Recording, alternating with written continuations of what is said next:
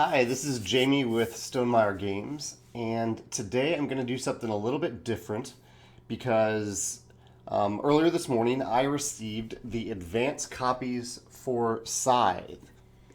By advanced copies, I mean the mass production copies. So basically, we've started the print run of Scythe, and pretty much all the stuff is printed. But before it's fully assembled, the factory, Panda Game Manufacturing, sends out. They just assemble a few of the games, and then they send them out to us, to me, to make sure that everything's correct. It's basically like at this point, you don't want to change anything if you can help it, if you can really help it, because everything has already been printed and manufactured. It's just a matter of assembly. But it is kind of your one last chance to make sure that something horrible didn't go wrong. And so I thought, I haven't opened any of these copies. I've had a busy morning. You can kind of see them on the table behind me, or some of them. So I have one of every version of the game, and I haven't opened them. And I thought it might be fun to open it on camera. I don't have a great setup for an unboxing video, so hopefully there will be better unboxing videos by professionals later. But I'm going to do my best to open it up in front of you. And I'm going to do the retail copy. I know you're probably watching this as a backer, and that's awesome, and I really appreciate you getting the really nice copies. But YouTube is forever, and so I want to put the copy that will be selling forever on there. And this is it. This is the retail copy of Scythe. All right, so I did start the shrink wrap in advance. Oh, and actually, yeah, well, I'll show you the box back in a second. So let's get this shrink wrap off of here. Inhale that new game smell that I love so much. All right, and so I'll show you the sides of the box. This is featuring the art and the world building of Jacob Rolzalski, my partner in crime for this game. And the back of the box. This is the back of the box. So it shows the miniatures in their actual size, and we improved the lighting. If you've been following the project updates, we improved the lighting kind of behind the miniatures, because in the first version of this box it was really dark, and the Saxon faction, which is black, really blended into the back. So we fixed that. The components list on every version of the game is a little different, and that's noted on the back of the box. And all of the Kickstarter versions of the game will have a note here that says like special edition or collector's edition or premium edition. So you know if you get this version with nothing on there, it's the retail version. And that's what I'm going to show you what's in the retail version today. All right, let's open this guy up. Okay. All right. So here is so this is, obviously I have not organized this. There's no edit here, so I'm going to show you exactly what it looks like when you open the box. So that is what it looks like. My first reaction is mostly good, although the miniatures, which are supposed to be kept, I don't know if you can kind of see this. So they're supposed to be kept in each of these slots. They made a long trip across the ocean and didn't quite stay in those spots. And those spots are kind of supposed to protect them. As you can see, like the Saxon faction stayed perfectly in place up here. And that's to protect those miniatures. But it looks like the miniatures they're in excellent shape. We use the hardest possible plastic that you can use. So it's... they're not damaged. I'm not talking and not showing it to you. So they're all in place. And I guess the most precarious miniatures are the characters down here, and they stayed perfectly in place. We used a specific type of plastic for this insert to make it really easy to put these miniatures in and take them out. So it's, as you can see, some of them fell out there. So it's easy to put them in and out. And hopefully they'll stay in their place a little bit better. Yeah, they lock in down there. So I don't know, what I might do is try to find a way to make sure that this thing doesn't get jostled quite as much in the shipping process, so that these miniatures stay in place. Let's see, there are a lot of cards inside. And okay, so there are encounter cards. And these are the same size as the factory cards and the quick reference cards, which are on the back. And these cards are really big. They're not quite Dixit size. They're a little smaller than Dixit cards. But you can see, like, this is a standard deck of cards. And you can see that just to feature the art better, we went with really big cards for these. And this is the standard size here. So these are objective cards in here, and Automa, which is the solo variant. And fortunately, there's enough cards in this deck that we were able to have Panda put on the little easy peel shrink wrap thing, which I really love. It just makes opening decks of cards so much easier than finding like on these. They weren't able to put that little thing, so you have to pick at it until you get the plastic open. And then there are like the last size of card are the combat cards. So the combat cards are small because you need to hide them behind your combat dial. So let's see if we can put them all together here so you can see that these are like mini cards like in Viticulture. These are normal cards, and these are the factory and the encounter cards. We got a lot of wooden components in this game, man. Okay, so I'll hold up all the faction components. So these are all the faction wooden components.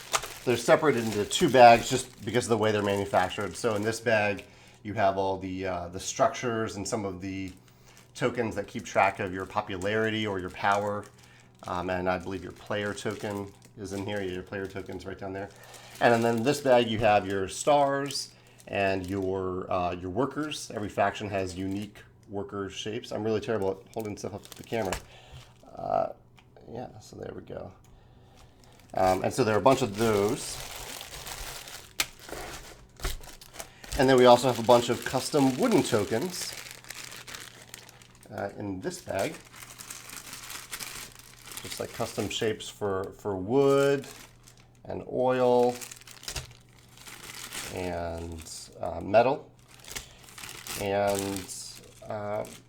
grain and food. And we did make sure that all these colors, so all these resources inside are kept on the board at all times. So we wanted to make sure the colors are very distinct. So like here's one of the factions that has a yellow gold color to it. And we picked a different color for the food.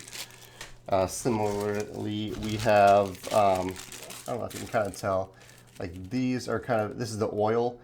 The oil canister is kind of a dark turquoise, and they're a distinct color from the Nordic blue. And there's no brown faction, so that wasn't a worry. But we do have the gray metal and the black.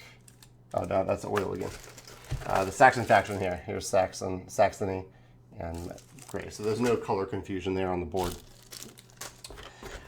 We did decide to include 2 of these plastic containers that hold resources.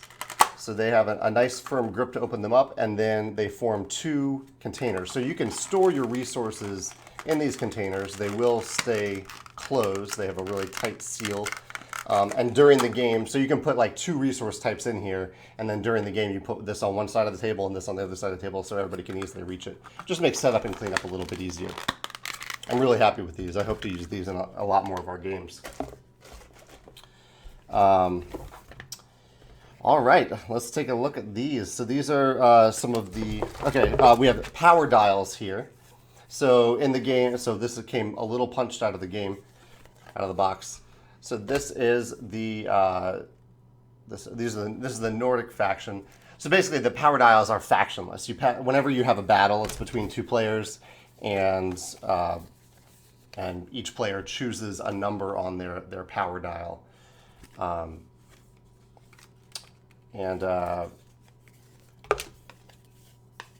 Yeah, so you just choose the number.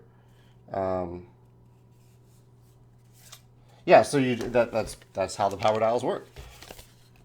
You just, and there's a little token in here that holds the wheel together. What else do we have in here? Okay, so we have all the faction mats. So I won't show all these, but basically each faction has their own special mat. These are The backs are all blank because they're shuffled at the beginning of the game. The factions are randomized. And then the faction or the player mats are also randomized. They're like that on the back. And these are one of my favorite components because they're dual layered. I don't know if you can see that on the camera, but you can kind of see it right up here. But wherever you put tokens on here, the token fits into a groove. So even if you hit this thing, the tokens will stay in place. You can tip it sideways. Obviously, you won't be doing that very often, but it's a nice cue to like tell you where the tokens go, and prevents them from sliding around. Let's see, a lot of plastic bags. We included plenty of plastic bags for all the components. We have a main rule book for the game. We have a quick reference guide for the game, created by Nearcy, a guy who does our quick reference guides. We have a separate rule book just for the solo variant. And we have an achievement sheet. So I kind of got this idea from Power Grid for Sparks. So as you complete a game, you can write on here based on different achievements. So like if you're the first person to play to win a game and you didn't use any mechs in the game, then you'll write your name down here to record that victory. Finally, we have two big punch boards here. They're pretty much identical. They're mostly coins, with the difference being that there are structure tiles at the top, structure bonus tiles. They change from game to game. There are resource multipliers here, so that you'll never run out of resources, encounter tokens for the board, and plenty of wooden coins. This turns out really nice. The coins are very distinctive. And finally, we have the board, which I can't really show fully on camera, but I can show kind of the idea of the board, which is it's double-sided. This is one side that you're seeing, and you can kind of see how big that hex is right there. And then on the back side is 2/3 of the extended board. So you can see that those hexes are much bigger. And why that is you can, out of the box, you have the standard board. It's a huge board. It's more than enough room for what you'll ever need. And that's what you'll play on.